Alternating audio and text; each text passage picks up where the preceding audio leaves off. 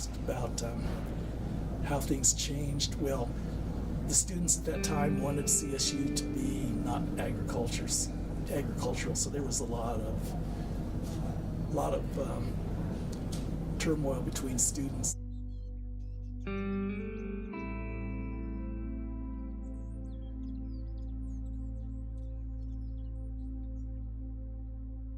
Describe CSU in the 1960s in one song. How do you think you did it? Which one? Revolution.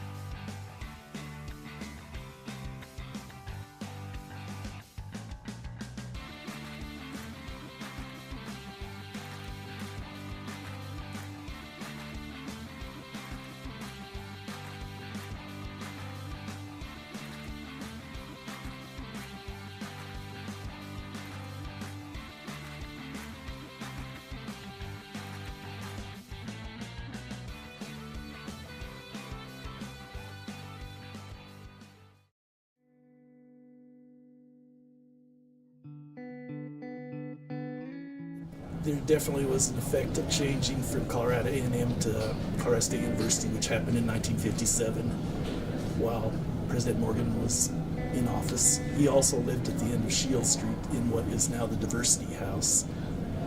And two presidents before him had lived there, Roy Green and Isaac Newsom, and one after him, Chamberlain, that came into office in '69. He was the last one to live there. Then it became the Alumni Center, and then conference services, and now the Diversity House. And I came out to CSU, and there was a parade, the university parade going down College Avenue. And along came this man with a big cowboy hat sitting on a horse. And I asked, who was that? And I was told, that's William E. Morgan, the president of the university. I was dumbfounded. You don't see presidents of universities riding horses with cowboy hats where I came from. I think Morgan was very effective at growing CSU into what it was at that time. That was the largest growth before the growth that's happened in the last 10 years. And he was very effective at managing that, but he was not effective in dealing with student unrest. In fact, if you look at the pictures from the BSA protest, you can see a scowl on his face as he set up meetings and stuff to expand minority opportunities on campus, which that was a good thing for the students to do that at that time. I think William E. Morgan did the best job that he could under the circumstances. I mean, the times throughout the country were in an uproar. And the civil rights movement was justice that came 100 years after the Civil War. It should have come with Reconstruction right after the Civil War. And so there's no reason why people were not still agitated about its after effects. Anyway, you asked about how things changed. Well, the students at that time wanted CSU to be not agricultural, so there was a lot of turmoil between students and alumni, I would say, at that time, because the alumni wanted to keep the Aggie traditions alive, and the new students wanted no part of Aggies. So, and with Vietnam War and other things that were happening at that time, it was kind of mixed feelings around campus. I think the liberal arts college grew so very rapidly that the dominant old colleges, forestry and animal sciences and things like that, shrank by comparison as liberal arts grew. And at that time, it was very fashionable to have a major like anthropology.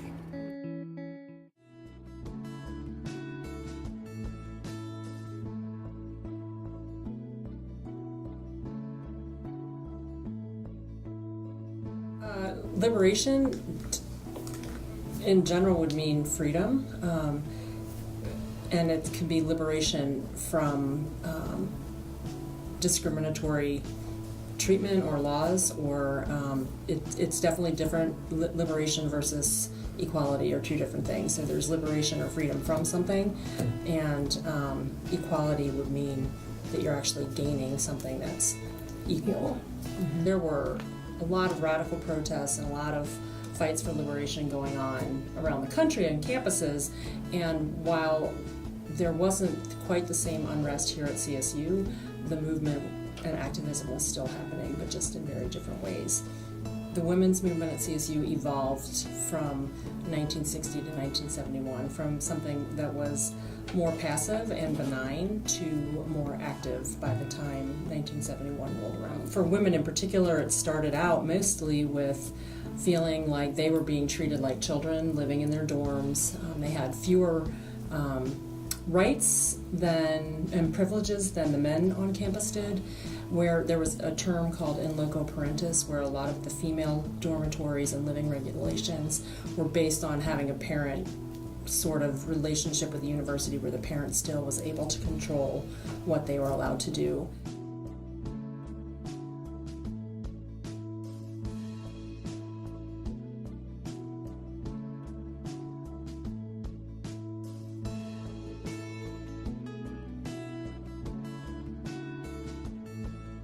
And in 1963, young women who were wondering whether in loco parentis was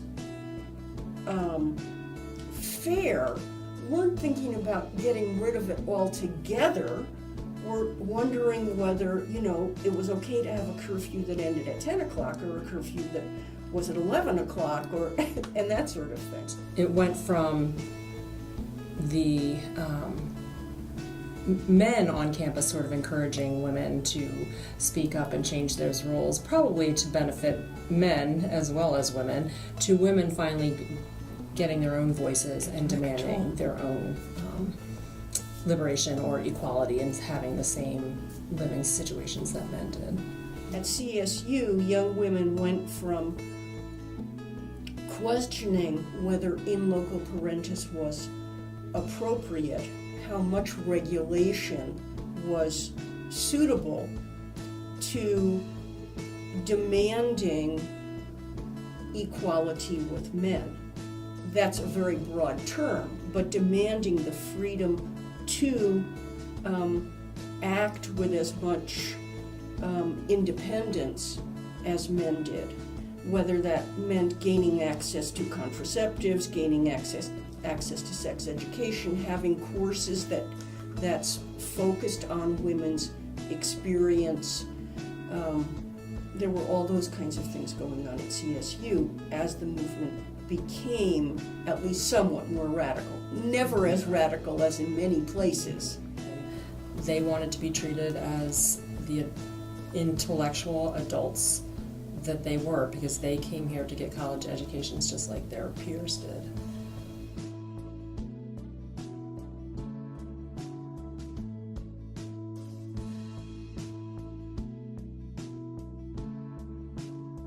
I think one of the biggest things that happened nationally overall is that young people became increasingly suspicious of authority, became increasingly concerned that whoever was in charge, whether it was a university, the Pentagon, that whoever was in charge really didn't have their best interests at heart and really didn't know what they were doing. As witness after witness denounced the committee, the hearings grew stormy. The halls outside were filled with students seeking admission.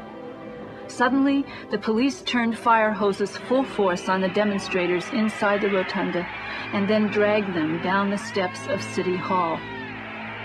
It turned out to be a political baptism that transformed fear into determination. Something had changed. After this, it would never be the same. There's a time when the operation of the machine becomes so odious, makes you so sick at heart, that you can't take part. You can't even passively take part. And you've got to put your bodies upon the gears and upon the wheels, upon the levers, upon all the apparatus, and you've got to make it stop. And you've got to indicate to the people who run it, to the people who own it, that unless you're free, the machine will be prevented from working at all.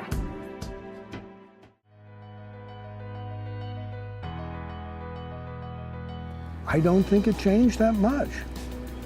I think it was still good old CSU when it was all over. And there were other causes that we're focused on. For instance, you right now have the Me Too movement as a focus and gender equality as a focus. There's always a focus at a university for something that needs to change. I think our society talks about gender equity in a way that it didn't used to, which is not to say that we don't have tremendous problems. The Me Too movement is evidence of that. But there's a willingness, I think, to hold questions like gender inequity in public conversation that didn't used to exist. You know, the students I teach now are different than the students I used to teach. And I would say with regards to women especially, I think students expect in history classes, in every history class of whatever type, that there's going to be coverage of women, coverage of gender issues. And I think students are way more accepting of it, all students, than they used to be. I think diversity happened as a result of that, and I think that was the best thing that happened. To look to what's happening today to see how CSU has tried to change their identity through the principles of community and the commitment to diversity and inclusion. And I think that's, you know, a standard, the standard now for CSU. So that perhaps opened the conversation, and for 30 years later, we can now have those kinds of things.